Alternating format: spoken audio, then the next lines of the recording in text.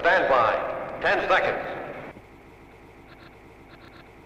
7, 6, 5, 4, 3, 2, 1, 0.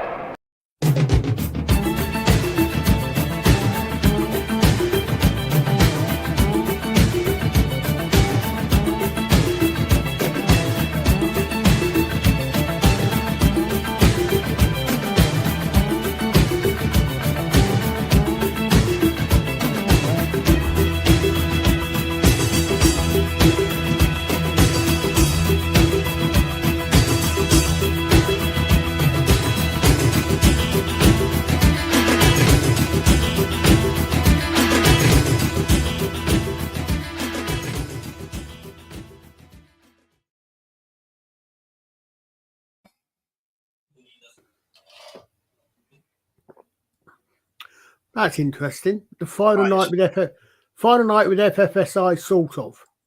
Yeah. Sort of. The final night with sort of FFSI. No. Well, that's the way it read. I know it's the way it read, but the thing is that it's FFSI in one corner, right? But sort of to say, The sort of, yeah. I had to create up in 5 minutes anyway. Yeah. It's like when you get on. It's a bit like when you get on movie posters, when you get 2 massive egos or 3 massive egos as the stars of a film. Yeah. You get, which one do you read first? Well, you go on the, one star goes on the left, but their name is lower. One star goes on the left of the poster, and one goes on the right, but the name on the left of the poster is lower down than the name on the right of the poster.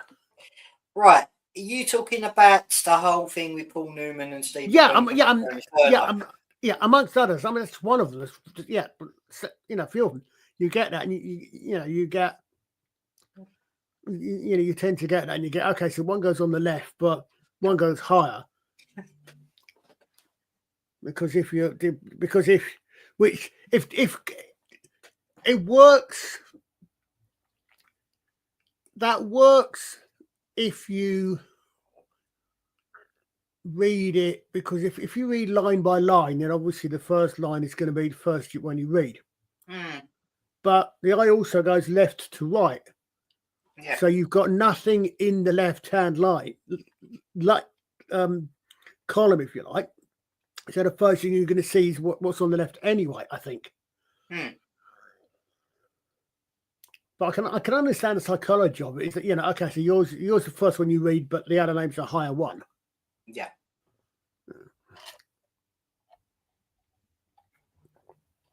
And then when you've got several other names as well.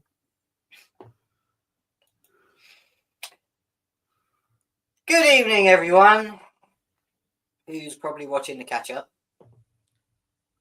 As you know, this is the last live stream because next year we could be doing recordings and live streams probably on rare occasions, correct, Colin? Yeah, sounds about right. And you got something on in the background? No, that's my fan heater just come on. Fan heater? Yeah. But it's detected.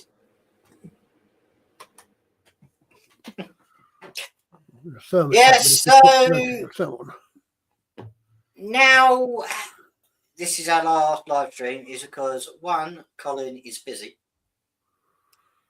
and 2, I'm going into the world of being a full-time author. Well, Alex, have you got something you want to say about the book? Yeah, but I'll bring it up later. Well, do us a favor.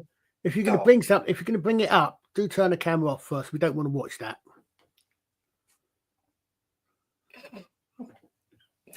You saw that one, didn't you?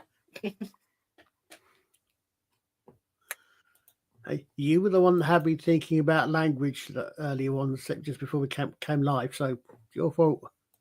Well, I may be going as a full-time author. January 30th. Can't believe it.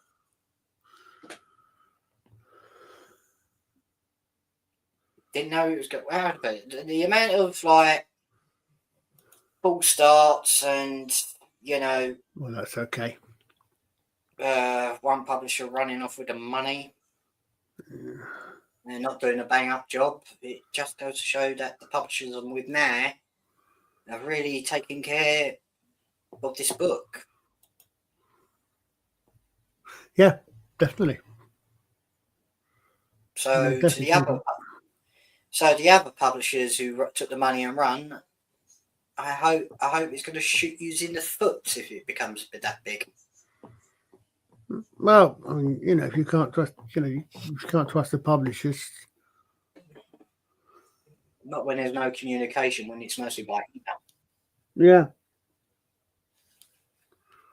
I mean, unfortunately, I think you. But these ones I'm with now, Austin Macaulay, I'm just throwing the name out, talking to him over the phone and, working with them, trying to get the book right and everything, after your fantastic editing, Colin, it just goes to show that they really take pride in their authors. Yeah, I mean, they certainly seem to have been keeping you up to speed in contact, keeping you in contact and letting you know what's going on a lot more than the others did. Yeah.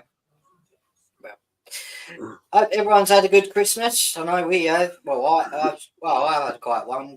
Colin's probably had a boring one. Yeah, pretty quiet. You don't do a lot over Christmas, do you? No, not really. I don't do a lot normally, to be quite honest. No, you're knackered before getting back in from delivering all the presents. You're You heard it here first, everyone. not supposed to blow my secret identity. Just anyway, I got 2 nice gifts for Christmas. Okay, good. But I'm going to show you the ones I bought. Right, so you remember that I showed these off ages ago on the live stream? Thunderbird 1 and 3, yeah? Yes, right. Just take 3 out. Thunderbird 1. Right, so you got Thunderbird 3 there. Yeah. Right. Alright, so. And also, I also purchased Thunderbird 2, and you got a little Thunderbird 4. All right. You used to get a Thunderbird 4 with a Thunderbird 2. You always, yeah. But these are corgis. Which been the only ones, which are probably the only one, which probably means that Thunderbird 2 and 4 are the only ones that are actually to scale. Mm-hmm. Yep. Or to the same scale, whereas the other ones aren't. Santa brought me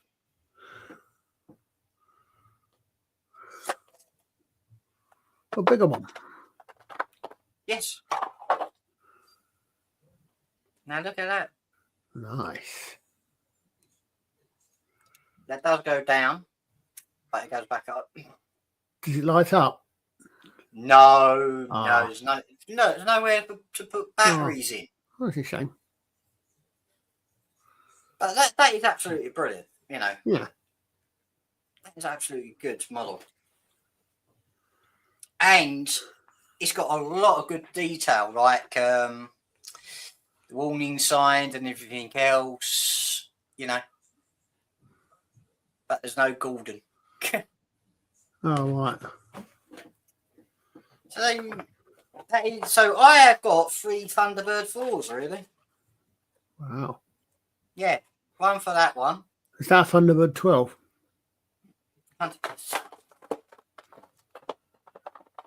Got Thunderbird 2 in the background with its own pods, with Thunderbird 4 inside. Yeah. Right. I've got the little Thunderbird 4 with the corgi. But the icing on the cake is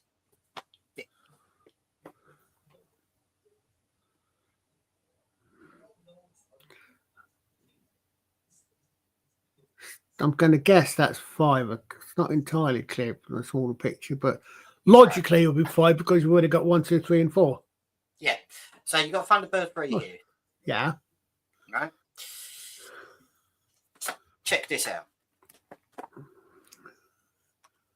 Now, I can't put it all together. It's got a stand and everything.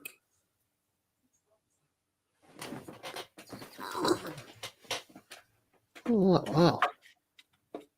If I put myself on big screen from there, so people can see it close up. Right. So there you go. Yep.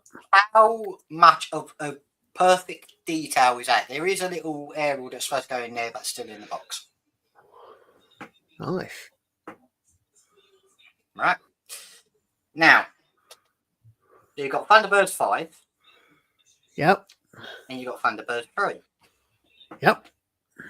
So what do? You make pornographic Thunderbirds movies. That is brilliant. Not straight, is it?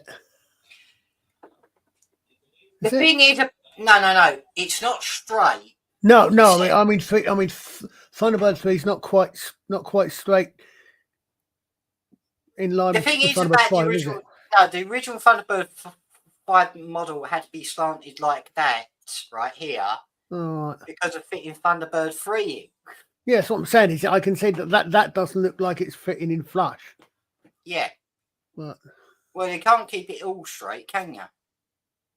Well, you would have thought it would I mean, if that's the design, I don't remember noticing. This would be good if I put strings on it and hanged it up on the ceiling. Well, yeah. But the thing is that it has to be slanted, right?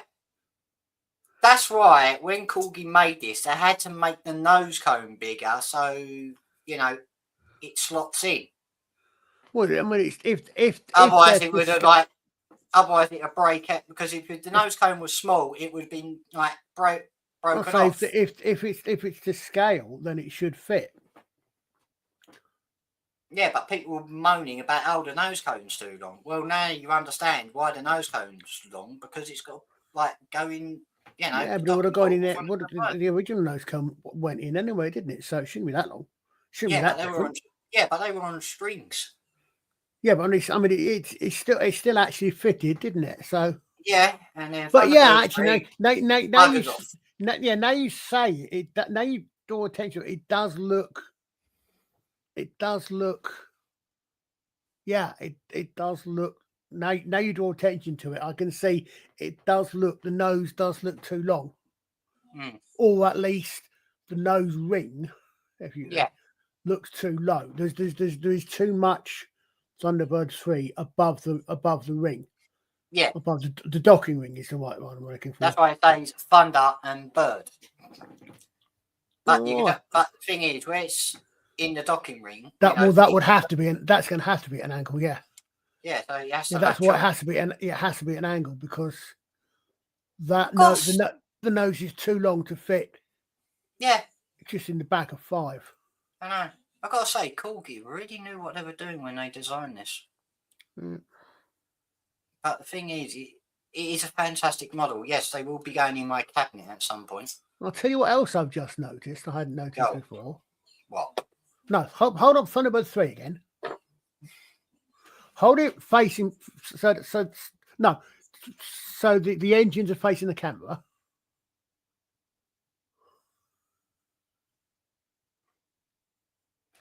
Yeah.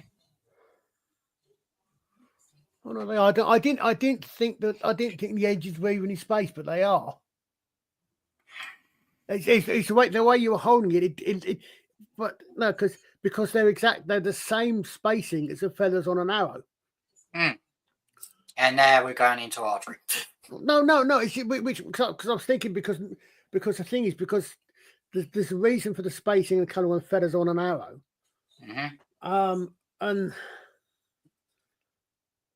they only go one way, but they are equidistant. I think it was because I think it's because feathers stick out a lot further from the shaft than the engines do. That's what looked a bit odd to me. Well, this is rather good, isn't it? Yeah. It is rather good. How can I put it? I really like this Thunderbird 5. It's like the icing on the cake. Yeah. See, if you look inside the box, you get a stand with it. Yeah. That's the main thing. Well, yeah, you need a stand with Thunderbird 5. Yeah. But the thing is, it's going in the display cabinet behind me, but I've got a lot of moving around to do. And those Daleks will like it being moved. Touch one of the bastards and they have their finger off.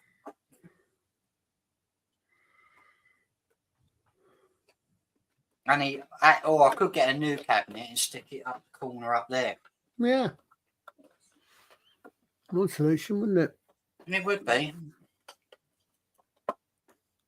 Right, so that's, so you've got Thunderbird 5, you've got Thunderbird 4. See, the thing is, Jerry Anderson store was releasing other ones, but I like the Corgi models because they look bloody brilliant detailing. Yeah, they do look good. And it's Corgi. Well, yeah. So, no offense to the Jerry Anderson website, but when they say, "Oh, we're doing limited editions," all you're doing is getting postcards and different box art. Well, the idea of limited, what? To be fair, yeah.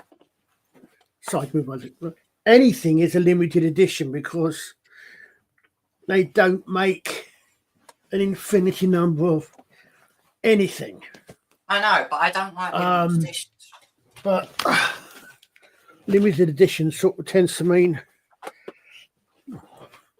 I never liked limited editions. No, I mean it's. Oh, sorry. It's I know what you mean. It's a hype thing, isn't it? If you don't get it, by definition, if you don't get it, you miss out. And if it's something you're interested in, yes, you don't happen to get it. Yeah, I know, but the thing is about limited editions is that it's supposed to be limited in a total of number of units. Yeah. But where Corgi are releasing the same type of product at the same time, it's not really limited edition, right? You're just paying extra for box art and postcards. Corgis went, sorry, here's the models, And we've coloured the boxes for you, so you know which one's which. Yeah, it's not so much collector's editions. Sorry, it's not so much limited as collector's editions. Same sort of thing, but with extras. All right. Okay, take those Doctor Who Blu-ray releases. Okay. Right, they released they released all the fancy ones first, right? With the special like boxes and all this and that. Yeah, special edition type things. Yeah. Yeah, and then later on, people complained because they were all limited edition. They only had a certain amount of numbers, and then they just released it in standard a Blu-ray box. Yeah. Which was more easier. Well, you'd think I don't know, it should be a better marketing. I mean, if they just release them and said, standard box set or collector's edition has got extra this, that, the other, people could decide what they wanted. Yes.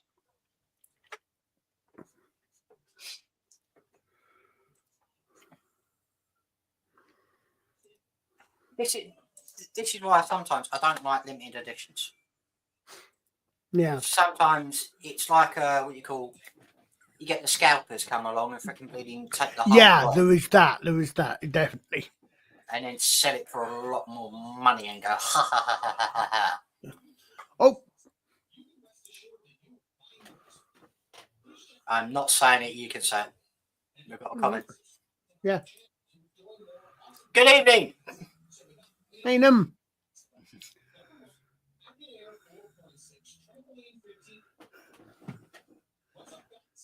Yeah, I remember those. That the smaller ones. The legs were. I remember those. Were they the ones that you just that sort of telescoped, or were they the ones that literally just those thin plasticky things that you just folded back up into the thing, and they're as likely as not to break when you try to fold them back up? I remember them. Yeah, I got that on my Thunderbird too.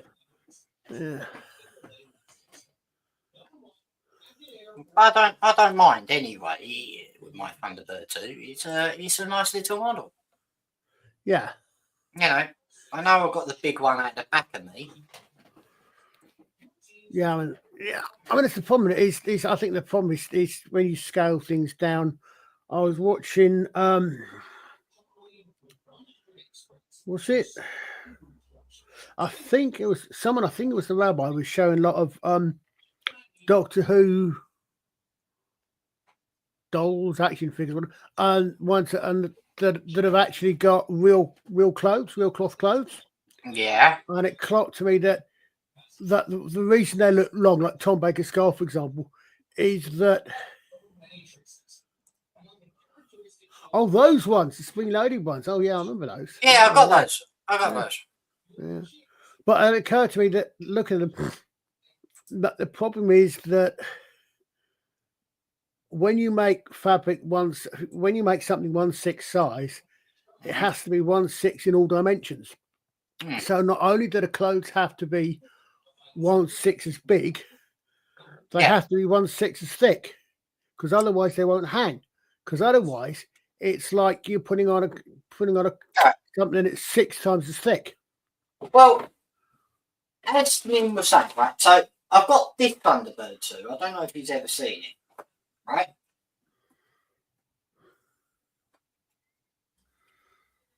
I'm looking for the remote and I found a fucking tape measure.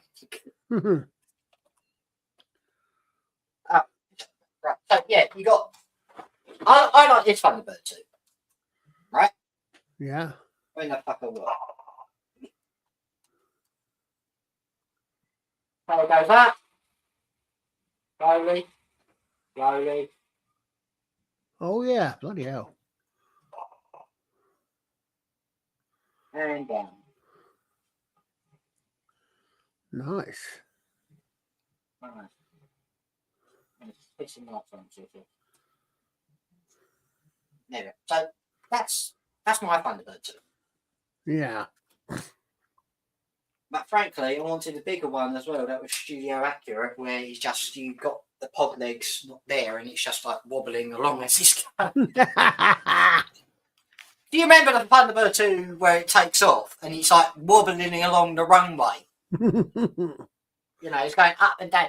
It just goes to show how big it was in weight. Yeah, well, we'll see it. Presumably, obviously, the pods must have had wheels. They did. They had an undercarriage. Yeah. That's a big book.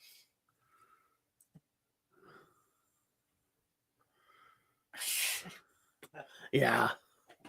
Yeah. The old tin ones. Well, that one, it took me a couple of years to build, just like that Darlican building. Yeah. What a laugh that is. I'm not going to finish it till 2027 at this rate. There's nothing wrong with it. It's, it's just you're building it for, well, I'm building it for my little brother, but yeah, you got to take it. I might do a recorded short or something, getting it working and that. Yeah. See, everyone else is building the Daleks at the moment.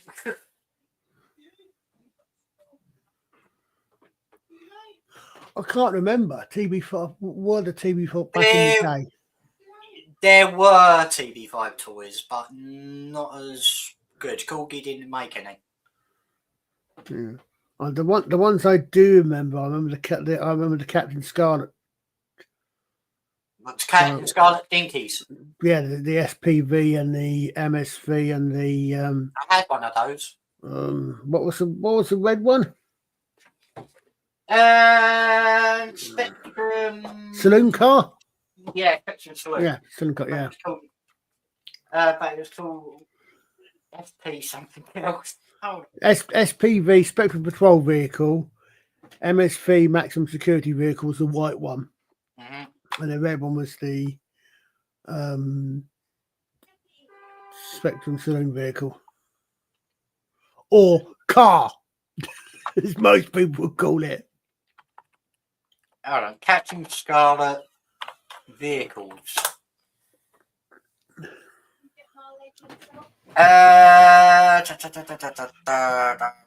Right, so you got the Spectrum Pursuit Vehicle. Yep, that's a blue one with the white bumpers. Right. Yeah, they always drive backwards. They always brought out when they needed a heavy artillery. Yep. It doesn't say what the name of the red one is. I'm pretty certain it was saloon car, but it's just it was basically just a car, wasn't it? It wasn't. I know it was just a car. They just drove around in it. Yeah. Spectrum Bright, Angel Interceptors. Yeah. It was called the FSC. The FS. Oh. No, the SSC. So yeah, Spectrum Saloon Car. Yeah. You got the FPJ. The Jet. Yeah. The SH, the Spectrum helicopter. And the yellow tanker. And a Magnacopter. And a radar van. And a hovercraft. Blimey, I don't remember them being all those ones. No, but frankly, I think they downscaled when it came to Captain Scarlet. Well done. They might have done. I wonder if they did any toys for the remakes. Yeah, they did. All right. Because with Captain Scarlet, they renamed all the vehicles as well. Didn't they? They redesigned them and they renamed them. Yeah, they called one of them the Rhino, didn't they? Yeah, the SPV became the Rhino. Colin, do you remember Scale Electrics? Of course, I remember Scale Electric. Did you ever play with Scale Electrics? I had a Scale Electric. Right. Would you buy a Scale Electrics? Not now. Even with these two on them? Not now. No, because they're the modern one, not the classics. For starters, that's the CGI ones, not the classic. And I prefer the look of the classic vehicles. They are the classics. Yeah. Are they? Yeah. In that case, they're CGI versions of the classics. No, they're not CGI versions of the classics. They don't. They don't look like. They don't look like. They look somehow a bit too angry and a bit wrong. I don't know. Maybe it's just my memory. It's a long time since I've seen them. But that's what they look like, right? But that's what they actually are. They actually are based on. That angle. They look like they do look like the original ones at that angle. Might just been the angle. Might just been that angle. I know. But no, because the patrol car looks too high at the front. Well, it's got to be, because the problem is it's got to slot into the and get around the track. Yeah, I'm wondering if I think that they both look a little bit, but the SPV in particular, it looks not the patrol car in particular. It looks. Now, second that looks. The bumper looks wrong to me. That looks like a track. Yeah, that's.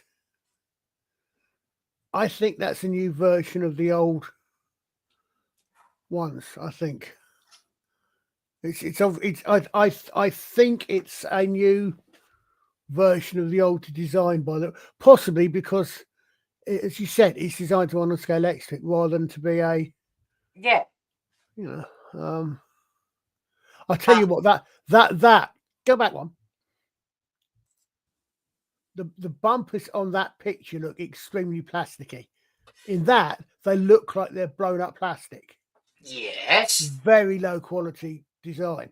Well, don't forget. I don't know. I don't know. I mean, it might just be the picture, or might be but that looks very to me.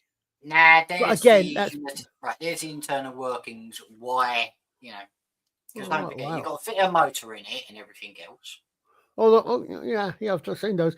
I've had only a couple of them. Respect you used to be able to get that for model tanks. Not all of them, but you used to get you tell me that you used to get the occasional model tank kit which either had or was designed that you could buy an engine that you could actually put an engine in. Right. So yeah, see again that looks I know what it is. You're right. It's because it's a scale electric. Yes. That's what it is that looks wrong, because it's the body over scale electric. So you've got the box scale electric underneath, which you wouldn't have in the real vehicle. I know, but imagine this, right? Reenacting the chase with Captain Black, either with the Spectrum Pursuit vehicle or the saloon car. Yeah, but have you got Captain Black's car there as well? No, but you can make one up. No, that's what I'm thinking is that. Yeah, but it's absolutely like, it is. Yeah, I mean, it is interesting. So it's what it is that looked wrong in the first place was because you think about it, the original ones were if I remember right, they just had a what do you call it? Under the fuselage, so it was a model with a stick under the fuselage but basically, rather than a full electric box underneath. See, they only don't have one in scale electrics. That works better. That works better because of the shape of the car, doesn't it? Yeah, it's longer and it's fatter, so it's a lot easier to cover the boxy bit, the box compartment at the bottom, I suppose. At least you get Penelope and Parker inside. Yeah. Do a reenactment of them chasing the hood from the first episode. Yeah. Again, if you've got the relevant vehicles. But yeah. Oh, yeah. That's the CGI model. I was going to say, yeah, that's a modern one, isn't it? Oh, that does look absolutely brilliant. Now, the thing is, yes, I'm a fan of Thunderbirds, but I've never been a fan of Fab One. I think it's more towards the Thunderbirds, than yeah, I mean, it's again, I suppose it's like we were talking last night on it's again it's a question of what you need for storytelling, I suppose, because you've got I was saying last night on Wayfarer's stream that you got something like both Babylon 5 and Space Above and Beyond, for example. But what stuck out to me was that all of the characters could fly Star Fury fighters, which were basically space fighters. And in the case of Space Above and Beyond, they're highly trained space fighter jocks. They are Top Guns, and 80% of the time they're actually sent on infantry missions. Yeah, the same. It's the requirements of the storytelling medium. You've got things like Fab One, international. The whole of the international rescues, they're just that. They're a rescue service. Yeah, but that in itself does not itself in enough of that to make a to make a full set of stories. There's only so many rescues you could do. You've got to have other things in it than the rescue. So that's why you end up with Lady Penelope and the rest of it, which aren't anything to do with the rescues. Oh, tell me about it, mate. I was on it and it started too late for me. Yeah, it's you can always watch it on the rewatch, mate. Yeah, we were talking about signs and portents last night. We're gradually working our way through. We're gradually working our way through. We're talking Babylon 5, but we're sort of interspersing that a bit with UFO, Space 1999. I think if I can persuade our American colleagues, Black 7 as well. But I would say it was good because I was on it. But yeah, I mean, that's the thing is, you this is why you've got the, Lady Penelope and Parker in there, and for that matter, the Hood, because for most stories, you have to have an antagonist. Mm-hmm. And realistically speaking, in a Thunderbirds type show, the antagonist is the disaster. The antagonist is nature, in effect, isn't it? Yes. Which doesn't make, which makes for some tension, but it's not an antagonist that you can dramatize. Whereas you've got the Hood. The Hood never showed up every week, did he? Oh no, he didn't. No, he didn't. But what I'm saying though is that the point there is that again, you didn't have a Lady Penelope espionage type plot every week. Yeah. Well, because she could have had her own spin-off. Well, they could have done, but the question would be, what would they have made it? Because what does she do when she's not helping international rescue? Good point. I mean, yes, you could do. You've got. I mean, there's a series of books by an author called Jodie Taylor. Mm-hmm. She's written several series, but one of the series of books she writes is The Chronicles of St. Mary's, which is basically about a couple with, it's basically about a university history department with time travel. Yeah. And they go back to actual time travel. But they've got a recent addition is they come across some other independent operators called Pennyroyal, and I can't remember what it's a male and female pair. Basically, Jodie Taylor said basically it's Lady Penelope and Parker. Mm-hmm. But they're not, rather than the Thunderbirds, it's basically that sort of a thing. It makes you laugh. What did Lady Penelope get up to in Parker?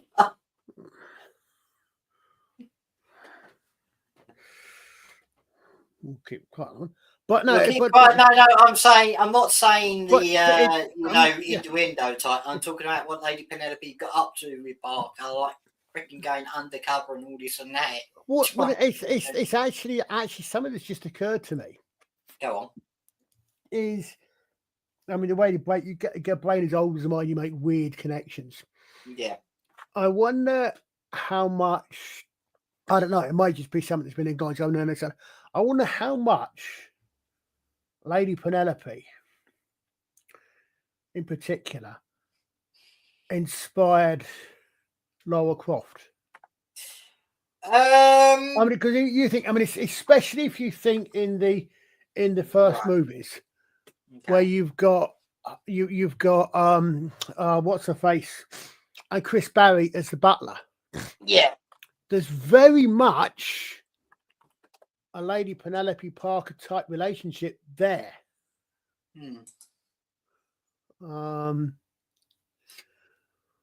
it just occurred to me. I wonder if that was if there was any sort of inspiration for that particular aspect, for that dynamic there. Here's a question: what happens if Lady Penelope, right, was the inspiration behind Kathy Gale from the Avengers?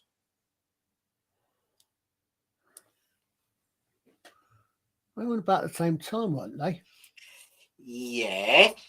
Well, it could. I don't know. She could be, I suppose, but yeah, and you got. But was Cassie? I don't know. I mean, what I'm thinking of is that I think Lara Croft is also, certainly in the when it comes to the TV the I said the movies that I remember. I was never great at programs, but Lara Croft is also very definitely aristocracy, which is one thing. And again, she's independently wealthy. She's an aristocrat who goes off on these things. Mm-hmm. Very, very different sort of character to Lady Penelope, obviously, but at the same time, similar dynamics, similar sort of starting point for the character, perhaps. Yeah, but work this one out, right? And we all know that Jeff was ploughing Penny as well. Well, come on. We all know what Jeff was up to. He was a widower, for Christ's sake. Yeah.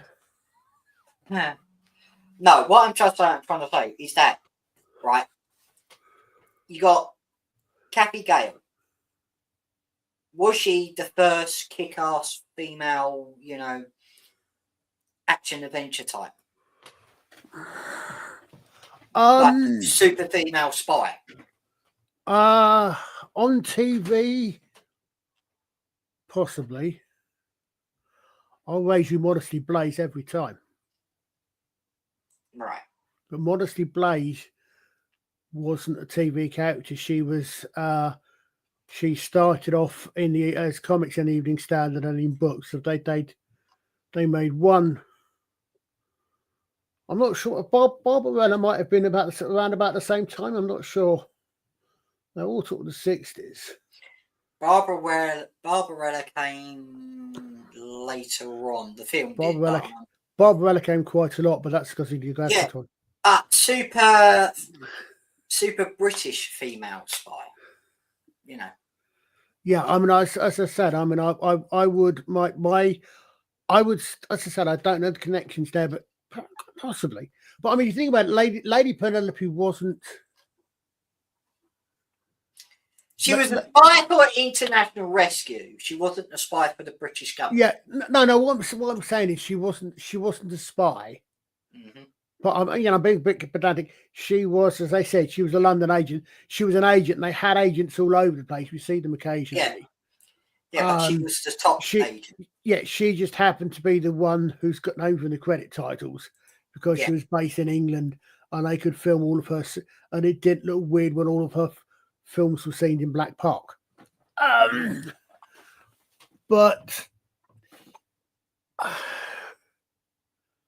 I think it'd actually be quite an interesting thing to perhaps to find out about. I must admit, what the connections for those would be, because you've got them start coming out. As I said, I mean, because when did the Tomb Raider games come out? In the 80s, 90s? The original Tomb Raider games. Mm-hmm. Jane. In the 90s. I can't remember how far. I know who you're on about because the farmer's very famous. I think there was a series, and with I think Glennis Barber did a series about Jane, but I think that was a World War II character. I don't know. Jane Fonda. Oh no, Jane. See, Jane is World War II. There was another female character. They did a series of her with Glennis Barber.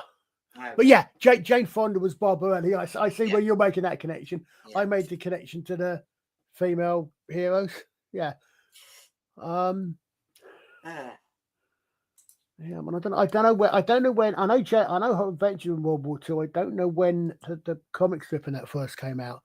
So I know the Modesty Blaze ones when it started in the 60s.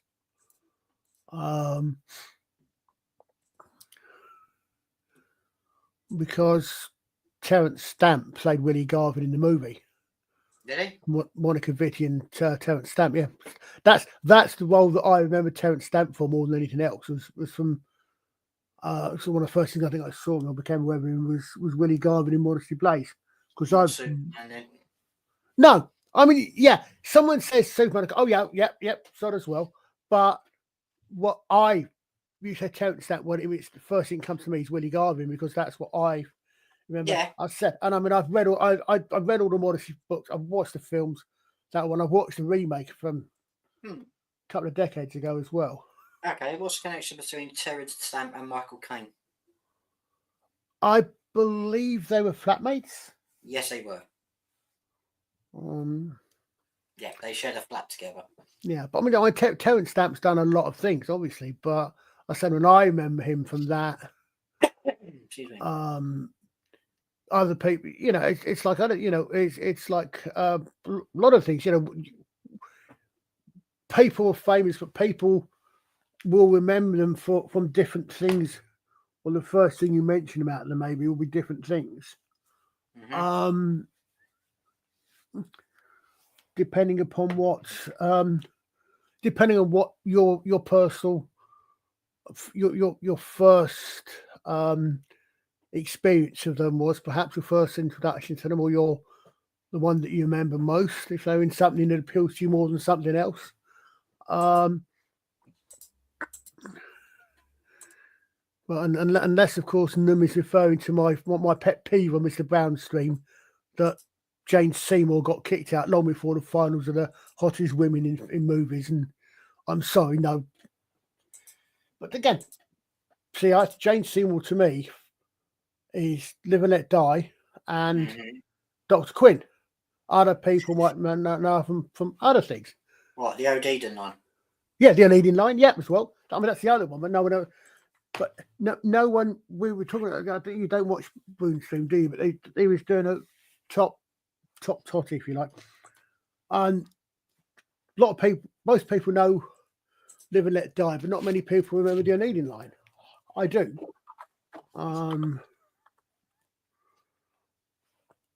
But again, it's what do you remember people from?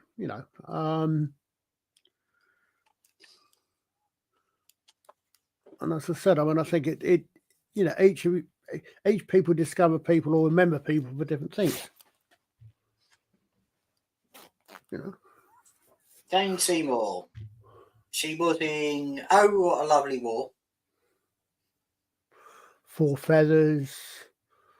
Sinbad and the Eye of the Tiger. Sinbad and the Eye of the Tiger. Live and Let Die. Battlestar Galactica. Yep.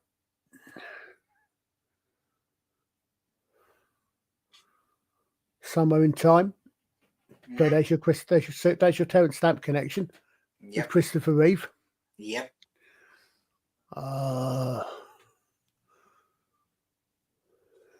She was only in Battlestar Galactica for one off that. She wasn't in the. Yeah, she was in 5 episodes of the television series. That was it. Yeah, because but they killed her character, got killed off. Yeah. And not once she has been in Doctor Who. Nope. And she was also in Jack the Ripper with Michael Caine. Yep. I think she also did not Hunchback. No, what's the other one I'm thinking of? So I think she did a Phantom of the Opera as well. But a film or the TV series? Film, I think. I think she did a Phantom of the Opera. Unless I'm getting confused with that with the Jack the Ripper one. Possibly. And the thing is, she's never been on stage. Wow. Yes, I'm looking at her Wikipedia profile. It doesn't say anything about her being on stage. Wow. She just goes to show that there was something. She was in War and Remembrance. Mm-hmm.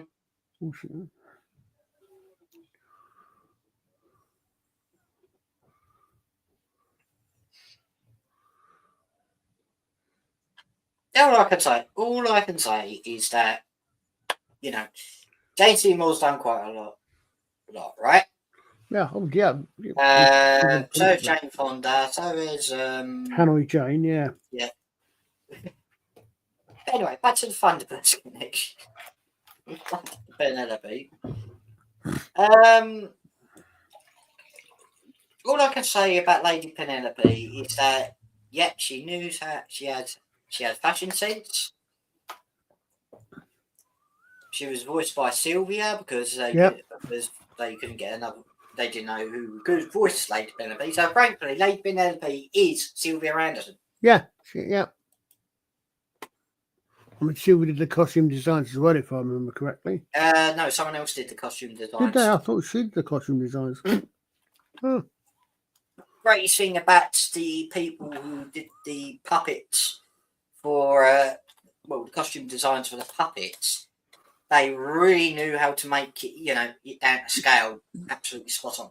Yeah, but I mean, again, if you look at the close-ups, especially I think with the Captain Scarlet uniforms.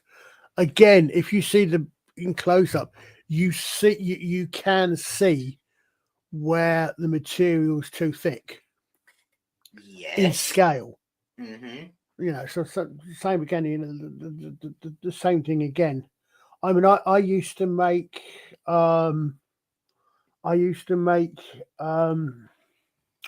plastic model kits and models that I used to do things like, and you used to find that if you wanted to do sort of capes and things like that, or cloaks, things like that, you look at any plastic, even these days, it's way too thick. So I'd end up with tissue paper or something, with glue painted onto it to stiffen it up, and that to get about the right size, to get about the right consistency for flow of material and the rest of it.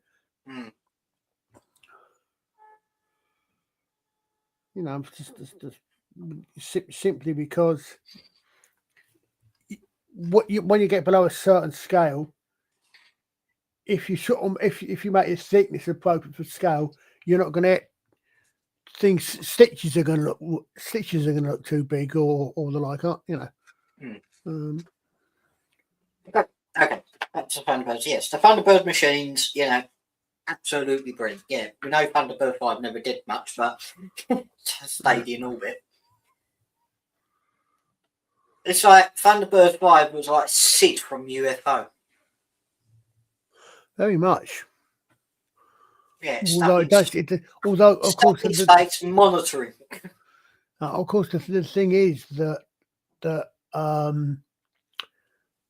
with Thunderbird 5, of course,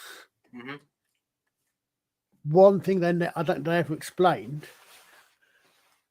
as far as I remember, and you can correct me on this if I missed something. How does Thunderbird 5 seemingly have 1G gravity? They never actually, if I remember right, the few scenes you see in Thunderbird 5, it nearly always seems to be in 1G. Yeah. So because it doesn't spin, it doesn't rotate, so they must have some sort of artificial gravity. You don't, you don't even sort of see them like you see in some shows at the time where you'd actually see, probably used to do in live action, but you actually see moving a bit slowly when I've actually got Velcro or something on the shoes. It's a tell you. I thought, hold on. Oh, wow. Wait for it. Thunderbird 5. Power atomic batteries. Gravity. Parabolical artificial gravity generators. Earth standard with options. So, yes, like I said, yeah, but what I said, but then in the 60s, we didn't think of things like that. Yeah, see, look. Yeah, exactly, mate. Yeah, so. I'm definitely overthinking a puppet show. So have you never seen me on a screen before, mate? Stop overthinking a puppet show. It's bleeding technical stuff, Yeah, but what I'm saying is, it's something that these days you might might think about that sort of thing. Whereas in the 1960s when Thunderbirds came out and Captain, we didn't. Never get fly. We were very young kids. Yeah. Watching it, and B, that wasn't anything you tended to think of, even if, like me at the time, you were quite fond of the space race and space exploration. I know, but the thing is, right? Okay, work this one out. Bible XL5. Yeah. When they went outside the spaceship, they had these special capsules they take that made them breathe in space. Oh Lord. Right? And that was way before they, you know. So it just goes to show that no, that's not possible. Yeah. But on the other hand, it goes to show that even though it was just a kids' puppet show, yeah, the writers actually thought, okay, well, we know space is a vacuum. How do we handle it? Rather than give them spacesuits, they come up with these magic air bubble pills or whatever. Yeah, but that's how they thought around it. Yeah, I like that. Yeah. You see the strings attached. If you see the strings attached to the plate, you're probably not going to care about the gravity system. Good point. Exactly. Yeah. But another thing is, right? And another thing is, do you know who done the greatest piss take of Thunderbirds? You're not going to say Team America. I'll disobey you. No. Actually, no. And Peter Cook. I was going to say no because, to be fair, it was a homage. Because they done a homage. Team America was a homage. I know, but Dudley Moore and Peter Cook did an absolute brilliant piss take. Yeah, they didn't they do the walk? Well, someone they were walking around and they walking around like they were puppets. Yes. Yeah. Yes. Yeah. And Jerry said he always hated working with the puppets because, you know, you had to animate them, but you couldn't bleeding, get them to walk. Yeah. That's why you saw in Captain Scarlet, Thunderbird. In Captain Scarlet, they had bloody conveyor belts for them to stand on. Themselves walking. Yeah, I know. They just couldn't. They couldn't work how to do it.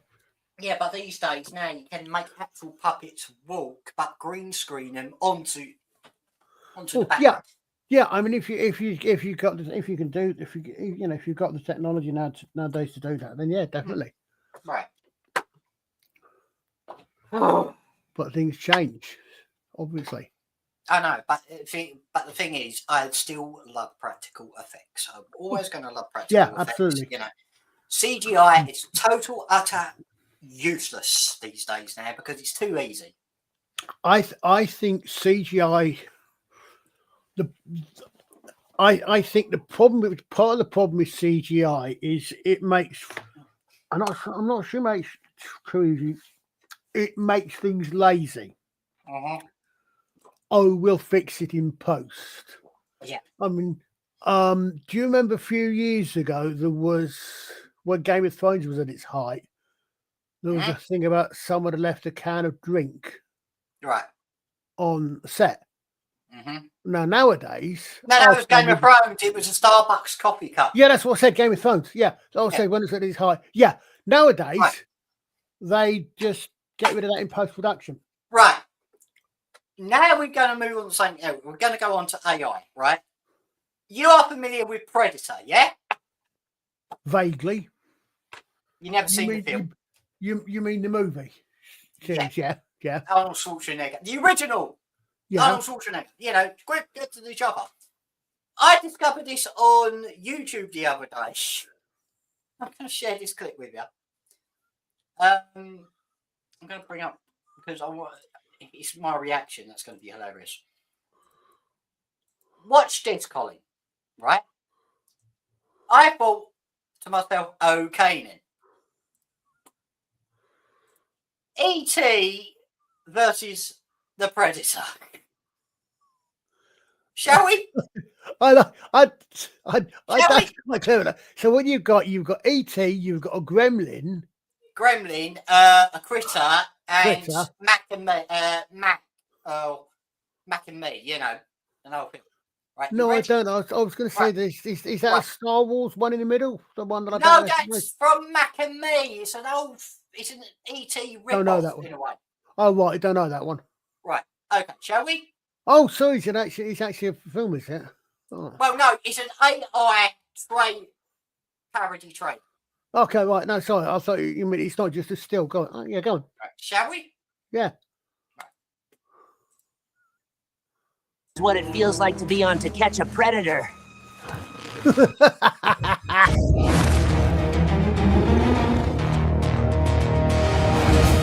And then she says, "Stay away from her, you bitch." And I'm like, "Who you calling bitch, bitch?" An alien smoking a cigarette.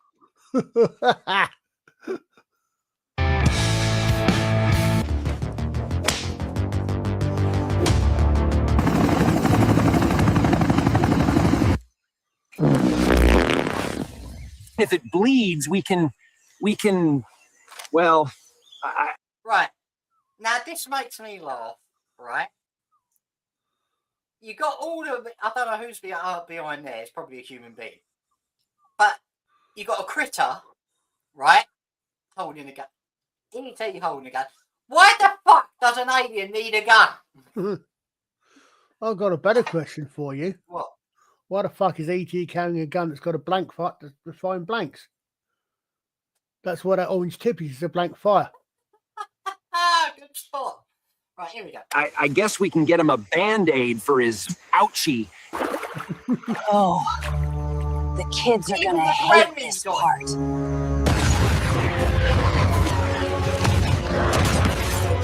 So, which one is the Ewok? Oh, that's terrible. Ewok cooking stir fry. Now, Yeah, but what's the cooking stir fry in? What? Yeah, it's in a wok. Oh. The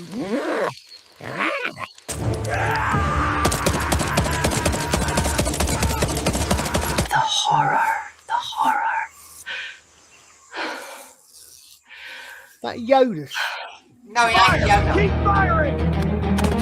Taking heavy contact front. Nobody ever asks me if I want to get to the chopper.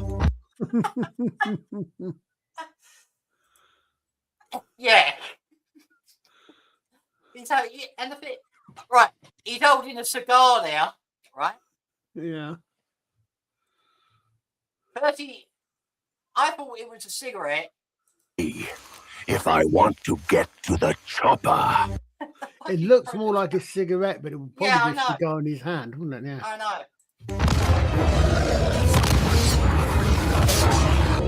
know. Maybe we should kiss to ease the tension.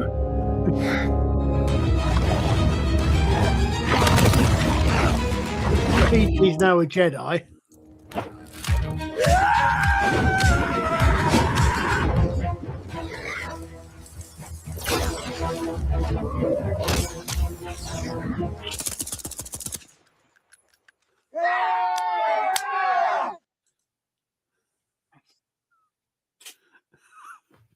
How good Right. that.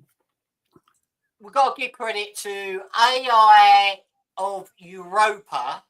I will send the link. Well, I'll post the link in the chat. Go check this person out. You know, Yeah.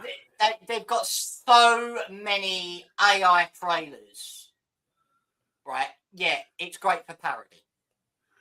Yeah. I mean, I think the thing is that the AI or AI or even just CG in general, Yeah. it should be used for one of two things. It should be either invisible, so you don't realize that that's what has that's what has, for example, expanded the backdrop, or that's what has tidied up for you know the old airbrushing thing that you see it used to, you know, something like that, where you can't see, or Yeah. it's something like the new Thunderbird Captain Scott. everything is CGI, AI, and you know that's exactly what it is. I know. And you can take it for what it is. But all I can say is that this person, I don't know, I can't say which gender because you just don't know. And they're based in Australia, so they know how to. They know how to like use AI. Yeah, I mean, it gets the problem is, I think, as you said earlier on, when you said earlier about doing puppets walking with green screen. Was it Elizabeth Olsen said she had no idea who she was fighting in Multiverse of Madness because everything was done on green. Some of that, everything was done on green screen. They were joking on Mr. Brown. I think that they said something about they finished photography on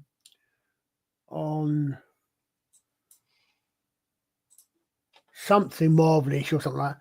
So okay, so now they're going to write it then, because they just do bits and pieces and put it together rather than actually have a plan before they start doing things. I know. So much AI. AI can be really good. I know, but can I just say something? I would watch that film. Yeah. T versus the Predator. That is funny as hell. That is really funny as hell. Yeah, but the thing is, as you said, I agree with you. I think, you see, I understand the rabbi's point of, for example's point of view, where he's fully in favour of AI. He says it's here, get over it, it's the future. Yeah, and it is a very useful, powerful tool. But the problem is, as I said, it's when it's when it makes you. It makes people lazy because we can fix it in post. Well, no, get it right now, and you don't have to.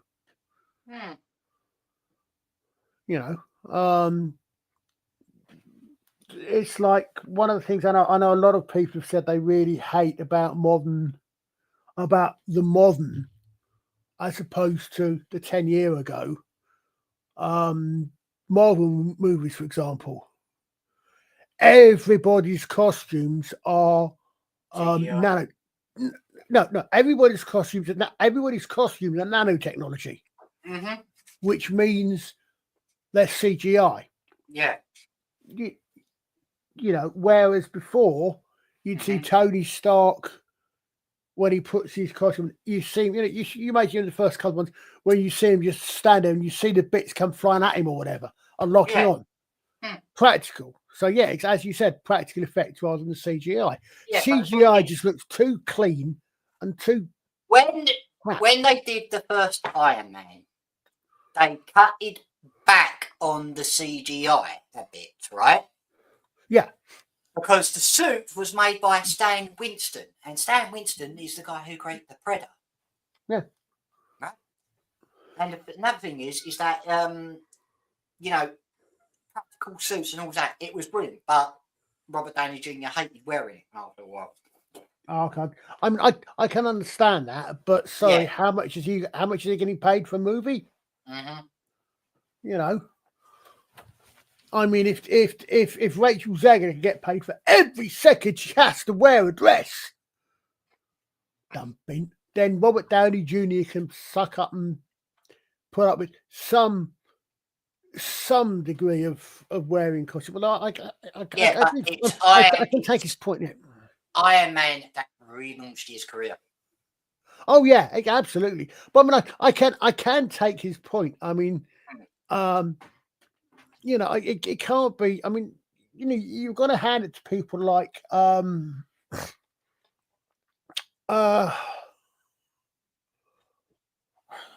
someone's talking about on the thing. I'm thinking of all actors like you wouldn't know Andreas Katsoulis on Babylon 5 or I'm telling you, but they come in, they spend half the day in a makeup chair because they're playing an alien every day. Yeah. Whereas these days, they come in, they put spots on their faces and they all get CGI'd on later. I know. You But know, the thing is, you got to hand it to the actors. Yeah.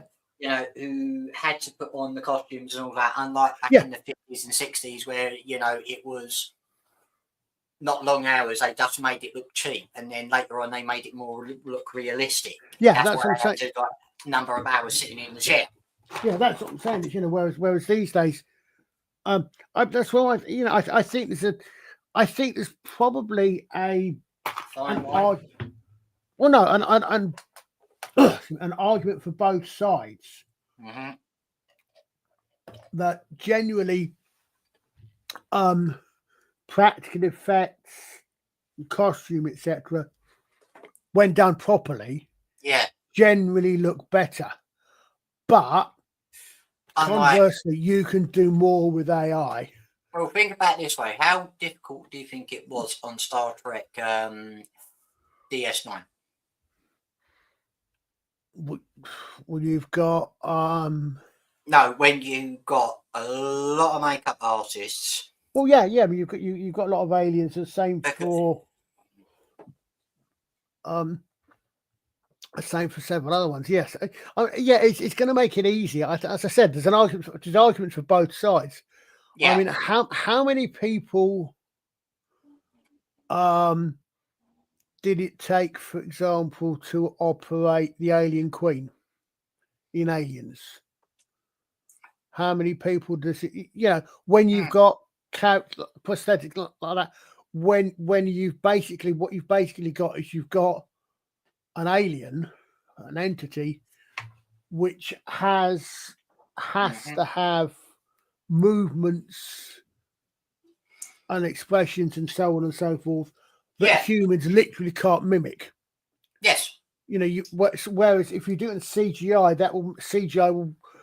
it's getting to the point it will make it seamless. So it's probably easier to do. It will be easier to have if you did the aliens nowadays, it's probably easier to have a CGI alien with the extending jaw and with the tail than it would with a human, because if you've got a human, you've got to have someone operating the tail, because obviously the person in the suit can't do it. You've got to have an operator, then you've got someone else, perhaps, depending upon how the suit's designed, doing the mouth and all the rest of it. Okay, it's like Star Wars Episode 6, Return of the Jedi. Those people who had to operate Jabba the Hutt. Yeah.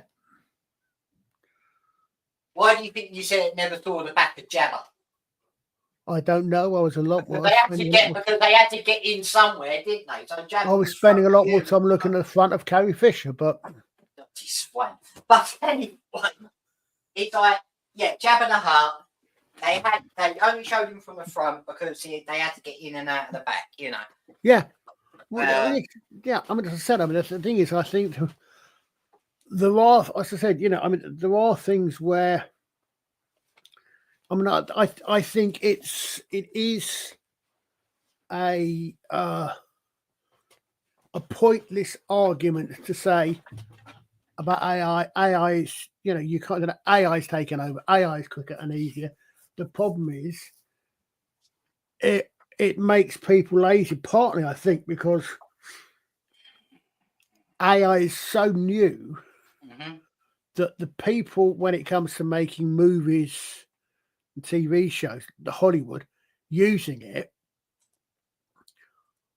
it's a new toy for them.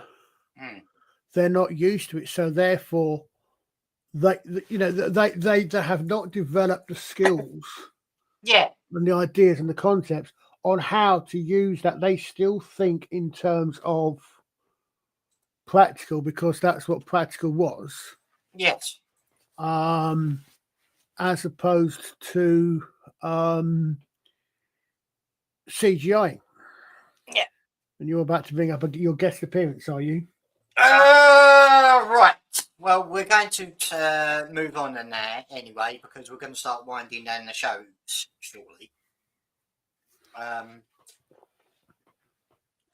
What we're going to say next is what's going to be happening to me, for me and Colin in 2026, but Colin only edited it. But Gary will say it, Gary, or say Nerd Erotic, will promote it right now. Here we go. Baron AWK for £5 proper money says, Merry Christmas to you all and have a smashing new year ahead. Also, I have a book coming out January 30th, which is now up for pre-order, and it's called oh man, this is a hard title. Guzillimans N1. Guzillimans N1. Go check it out. Thank you, Gary. Here it is. I'll turn that clip off. Right, here it is. The book is done. 8 years in the making, isn't it, Colin? Well, it's for you, yeah, definitely. I know you were going to. 8 years in the making. Well, for me, when I first saw it come out with the idea and look, you know, And how many we've had so many false starts and everything else, and you know. Yeah, and now it's there. It's there. You can have it in your hand, a hard copy. Yeah.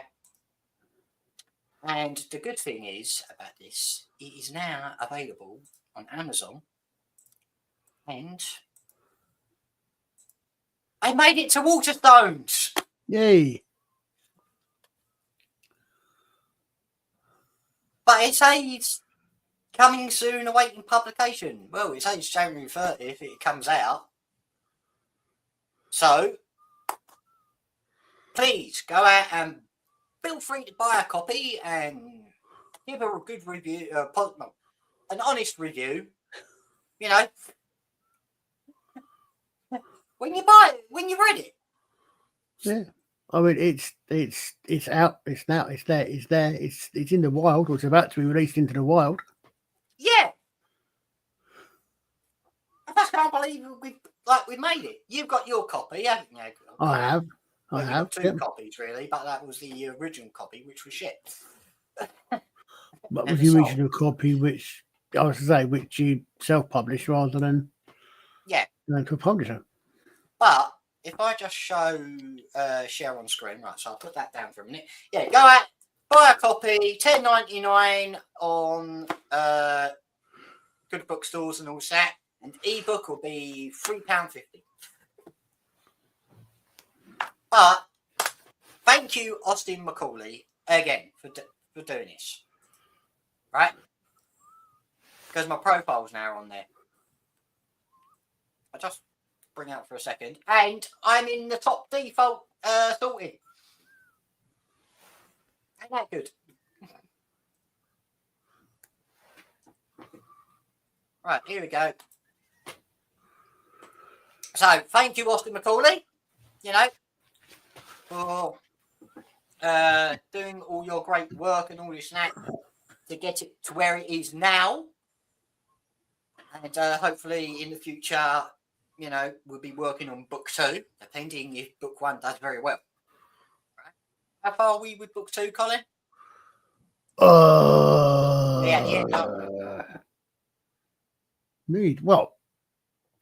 We'd nearly done. I'd say about 90% of the way through the actual writing, and then we've got to go back and tidy up and. Well, it is the first draft anyway. Yeah, I was going to say, yes, I'm saying, yeah, of the actual writing of it, yeah. Yeah. So, available on Amazon.co.uk, Amazon.com, Barnes & Noble, Amazon.com, and that Barnes & Noble ain't ready yet, and also on Waterstones. So, if you want to go into your local Waterstones, go to the counter and ask if they've got a copy in stock or order a copy. But before you do that, go up to them behind the counter and say, excuse me, have you got Fly Fishing by J.R. Hartley for a laugh? See if they get that joke.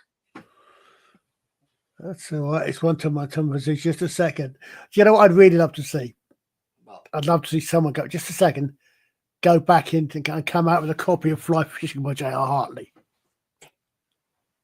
Fly Fishing by J.R. Hartley. Yeah, I'd love to see them come. I'd love to see that happen, to do that, and then someone come out and actually bring out a copy. that would be quite humorous. Like the infamous Speaking parrot. about Fly Fishing by J.R. Hartley, it is available on Amazon. Yeah, there you go. Exactly. I said someone go and get a copy. I was like, the parrot sketch, Yeah, dead parrot sketch, yeah, right? yeah. I don't know if you've ever seen it. You probably have. I've seen it so many times. No. There's one on YouTube where they did a lot of live shows. Well, so I've never heard of it. And there's a live show, a live show on stage, and I saw that, and they go in and they go up, Yeah, and he goes up. I'll complain about this, but it's dead. yeah. And but Cleese didn't know he was going to do this, but Michael Palin goes, "Yeah, so it is. I'll give you your money back." Yeah, completely corpse John Cleese. yeah, but it also threw the audience off as Yeah, well. and the audience, because everyone was expecting the sketch to go on, I know. That's the funny thing is that you don't tell them, And that's subverting expectations in a good way, Ruin Johnson. Yeah. But no. Okay, yeah. So my book available on January 30th. Please go out and buy a copy, give an honest review, and let's get this name trending by the end of the year. As Gary couldn't pronounce it properly because it's a hard one. Gazulamans, N1, History of a Legend. Available on paperback, ebook, and coming soon to hardback. Not audio book because we're trying to get Colin to narrate the whole thing. Oh, so go out and please buy it. You don't want to hear what sort of voice I give the characters. Trust me on this. It would be fun being rich ladies lady chattery's lovers on audio. You wouldn't survive. Oh, never mind. Right, so that's going to be it for us for live streams now, isn't it, Colin? Yeah, for the foreseeable, unless something happens and we decide we want to do some lives. Well, just in case, if we do get a bigger audio later on, we may come back and do live streams. But we probably do some live streams now and again. But we will be doing occasional recorded episodes when we want to talk about something, But unfortunately, we won't be interacting with the audience. So it could be 2 hours of Colin going on about the same stuff and me falling asleep. In case we just edit out your snoring. But another thing is, the reason why we're doing this because StreamYard is, one, getting expensive. 2, I haven't got the finance to pay for anything. 3, Colin won't pay half for it because he's a tight-fisted git. And 4... He doesn't have any money. And 4, since COVID, we decided to do, like everyone else was doing it, so we decided to do it ourselves, right? And we have had great guests and, people taking part in this over the years and all that. But now it's time Colin's doing his own thing because how many streams and chats you in, Colin? Oh, several. There you go. And a couple of streams I tend to do and chats and. Yeah, me, I don't get invited anywhere, but I don't care because I'm too busy writing now and again. Well, yeah, exactly. Yeah, you're finding a good time. Or I'm being a carer for my little brother, which was the last time. Oh yeah, funny enough, I'm going to bring up a little story. What happened this morning? Right, I was going to another railway station with my little brother, so we could make a connection for a bus because we were going shopping, and the train was at my local train station, and we thought it was going to leave to the time we got down the steps, and it was still sitting there. And I got talking to the driver, and I said, "What's the hold up?"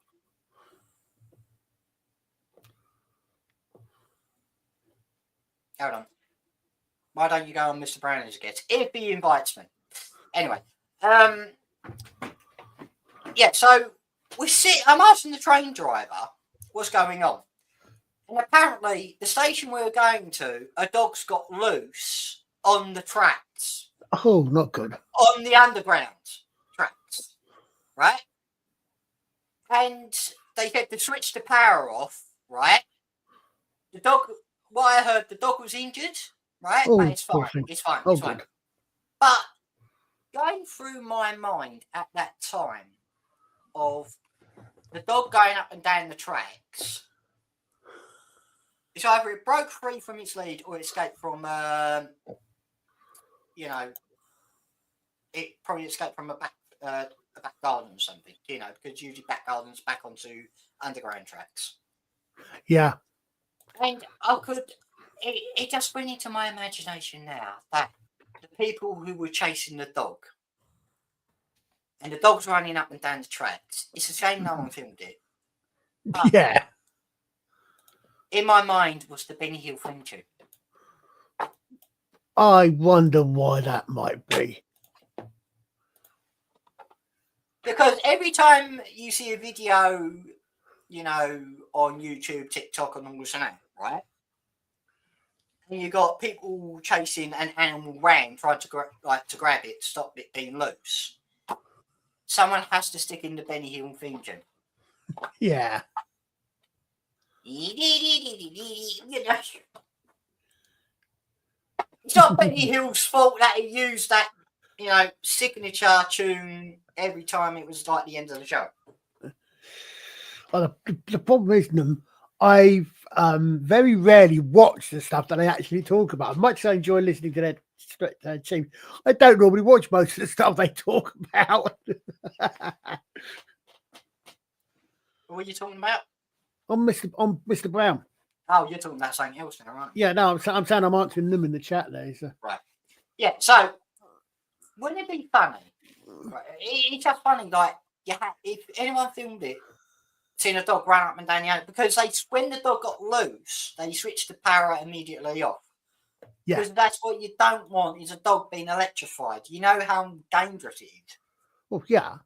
Definitely. On an underground railway, it's live tracks. On an overhead line, you don't need to switch the power off. You just have to stop all the trains. But it was just the Benny Hill theme tune was going through my head, and I don't know why.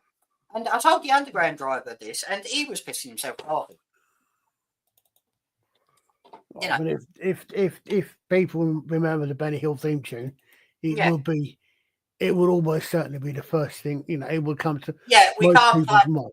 We can't play it because we get copyright strike. Yeah, probably. But yeah, it's just people out there. Always keep your pets secure. Well, your pets away from live railway lines, right? Because if you've got a dog, with you on the platform, right, make sure it's secured away from the platform edge. If you've got a back fence, make sure that's backed onto an underground railway. Make sure that fence is fully secured. There's no holes, because it's a danger for your pet, and also it's a danger for people as well. Do never play close to live railway tracks. Well, because third and fourth rails are dangerous. And there's one thing I did see once. This was donkeys years ago. A £2 coin on the electric track, right? It wasn't on top where the shoe pickups were, right? It was just on the under part of the metal, sitting there. And I'm thinking, that must be the most electrified £2 coin ever. I don't know. I mean, the question is, what Yeah, because they're made of copper and nickel, aren't they? Copper at least is a Yeah. is a conductor. And then the following day, it was gone. So someone must have discovered it and went, I'm having that. Well, I don't know. I mean, are the tracks cleaned? Sometimes, but it depends if it fell off. No, I mean, I don't know. I mean, you know, I can imagine something Yes. going up and down a cleaning tracks and the rest of it. So I can imagine something like that. And I might have picked it up, or switched off. They've got a manual cleaning going on. I can imagine something like that going on. Also, don't touch the pantograph with the tip of your tongue. Is that an experience? No. I suspect the experience might be suicide.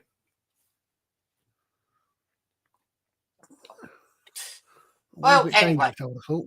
It is. Anyway,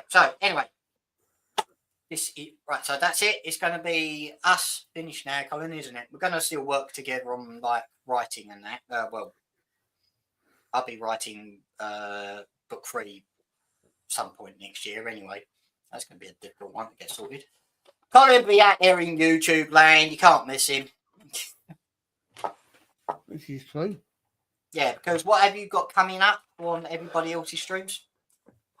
We're still doing. Hopefully, I will be on. I imagine I will be on the Rabbi. In the chats on the Rabbi streams on and Mr. Brown. Father Miller, I will hopefully be on if he is. If he is streaming on Friday. And then back on Mr. Brown again on Sunday when we're doing another Babylon 5 stream. Okay. So you mean the Wayfair stream? Wayfair, sorry, the Wayfair project stream, yes, sorry. Right. Yeah, yeah. Okie dokie. Right, so I'm going to be on all for now. I'm going to be a little bit busy. Colin's going to be out now. So thank you everybody who watches these shows. Please don't forget to like, share and subscribe. Pigeon, Telegraph and you name it. Leave also a comment and all that crap because I can't be asked to advertise it. And also thank you Austin McCauley again, because I will be putting in the description a link to your web address and everything else, just in case people want to publish a book themselves. Well, they've been good to you, be good back. Yeah. Right. Anyway. So, good night and good luck. Thank you. I can't pronounce your name properly. Don't mind, nobody else can. Yeah. So anyway, this is us signing off, Colin, yeah? It is indeed. It's good night from me. And I guess it's good night from him. Take care, everyone, and hopefully see you in the future. And around the tubes of you. Yeah, or probably at a book signing. Take care, everyone. Take care, everyone. Bye. Bye.